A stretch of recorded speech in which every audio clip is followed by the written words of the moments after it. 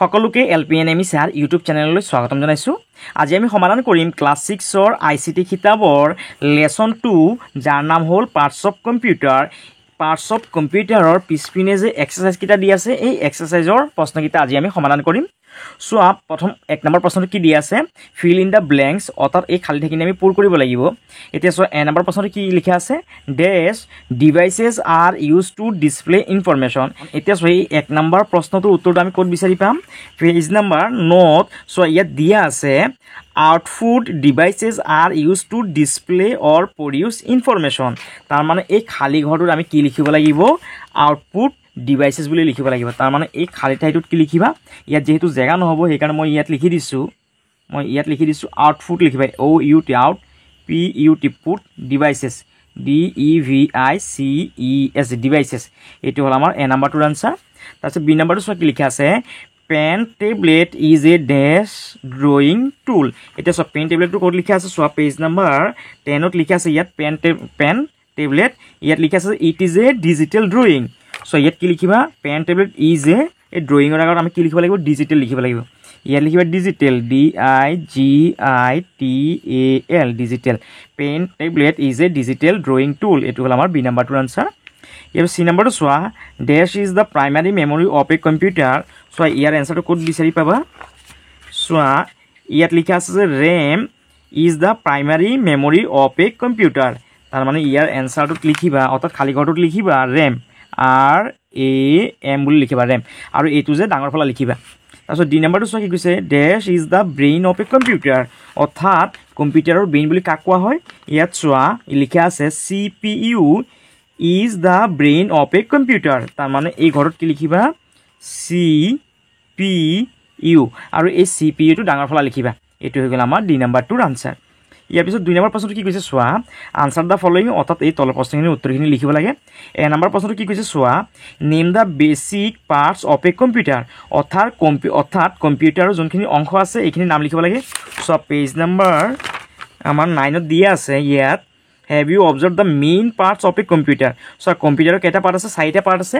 এই চাৰিটা পাৰ্টৰ নাম কি আছে মনিটৰ কিবৰ্ড চিষ্টেম ইউনিট আৰু মাউচ। চোৱা মই ইয়াত আগতীয়াকৈ এক নম্বৰ প্ৰশ্নৰ উত্তৰটো লিখি থৈছিলোঁ। Number 1 name the basic parts of a computer. ইয়াৰ এনসাৰটো এইদৰে লিখিবা প্ৰশ্নৰ লগত মিলাই লিখিবা। ইয়াত দা লিখিলোঁ বেচিকৰ বেচিক লিখিলোঁ পাৰ্টস অফ এ কম্পিউটাৰ লিখিলোঁ লিখি পেলাই ইয়াত লিখিলোঁ এক নম্বৰ মাউচ এইটো লিখি দিছোঁ এক নম্বৰ মাউচ দুই নম্বৰত কিবৰ্ড 3 নম্বৰত চিষ্টেম ইউনিট আৰু 4 নম্বৰত কি আছে মনিটৰ। এইটো হ'ল আমাৰ এ নম্বৰটোৰ আনসাৰ। ইয়াৰ পিছত চোৱা বি নম্বৰটো কি কৈছে প্ৰশ্নটো what is an input device অৰ্থাৎ ইনপুট ডিভাইচ মানে কি চোৱা পেজ নম্বৰ 9ত একেবাৰে তলৰ ফালে দিয়া আছে আমাৰ ইয়াত input devices are use to give instruction to the computer. So' ইয়াৰ পৰা মই লিখি দিছোঁ দুই নম্বৰৰ এনসাৰটো দুই নম্বৰ নহয় B number what is an input device. ইয়াৰ এনসাৰটো এইদৰে লিখিবা input devices are use to give instruction to the computer. এইটো হ'ল আমাৰ বি নম্বৰটোৰ আনসাৰ। ইয়াৰ পিছত চোৱা চি নম্বৰ প্ৰশ্নটো কি কৈছে নেম টু আউটপুট ডিভাইচেছ অৰ্থাৎ দুটা আউটপুট ডিভাইচৰ নাম লিখিব লাগে।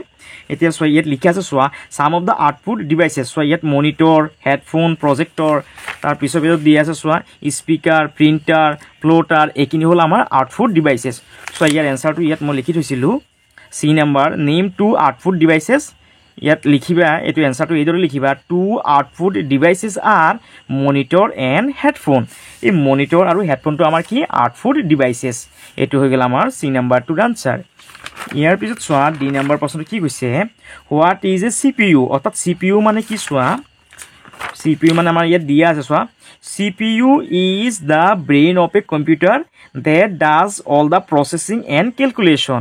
চ' ইয়াৰ এনসাৰটো কেনেকৈ লিখিবা ইয়াত CPUৰ ফুল ফৰ্মটো কি central processing unit is the brain of a computer that does all the processing and calculation. এইটো হ'ল আমাৰ ডি নম্বৰটোৰ আনসাৰ।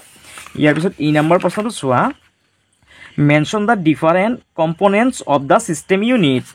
চিষ্টেম ইউনিটৰ যোনখিনি কম্পনেণ্ট আছে এইখিনি নাম লিখিব লাগে।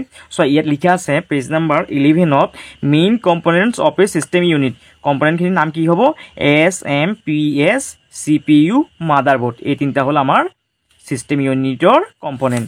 চ' ইয়াৰ এনসাৰটো কেনেকৈ লিখিবা তোমালোকে mention the different components of the system unit এই দাৰ পৰা অৰ্থাৎ প্ৰশ্নৰ লগত মিলাই লিখিবা এই দাটো লিখিবা ডিফাৰেণ্টৰ ডিফাৰেণ্ট লিখিবা কম্পনেণ্টছৰ কম্পনেণ্টছ লিখিবা অফ দা ছিষ্টেম ইউনিট ইয়াৰ লগত লিখিবা কি হ'ব ইয়াৰ এনচাৰকেইটা SMPS CPU এণ্ড মাদাৰবোৰ্ড এইটো হ'ল আমাৰ ই নাম্বাৰটোৰ আনচাৰ ইয়াৰ পিছত চোৱা এক নম্বৰ প্ৰশ্নটো কি কৈছে হোৱাট ইজ ডাটা অৰ্থাৎ ডাটা মানে কি চোৱা পেজ নম্বৰ 13 দিয়া আছে ইয়াত ডাটা আৰ ৰ ফেক্টছ এণ্ড ফিগাৰ এইটো হ'ল আমাৰ এক নম্বৰটোৰ এনচাৰ চোৱা মই ইয়াত লিখি ৰাখিছিলোঁ এক number what is data data মানে কি ডাটা আৰ ৰ ফেক্টছ এণ্ড ফিগাৰ্ছ এইটো হৈ গ'ল আমাৰ এক নম্বৰটোৰ আনচাৰ ইয়াৰ পিছত চোৱা 3 নম্বৰ প্ৰশ্নটো কি কৈছে match group A with group B অৰ্থাৎ এই গ্ৰুপ A লগত গ্ৰুপ B টো আমি কি কৰিব লাগিব মিলাব লাগে এতিয়া চোৱা এই যে CPU আছে CPU টো কি বুলি কোৱা হয় ব্ৰেইন অফ এ কম্পিউটাৰ বুলি কোৱা হয় হয়নে এই CPU লগত কি কৰিবা এই ব্ৰেইন অফ কম্পিউটাৰটো মিলাবা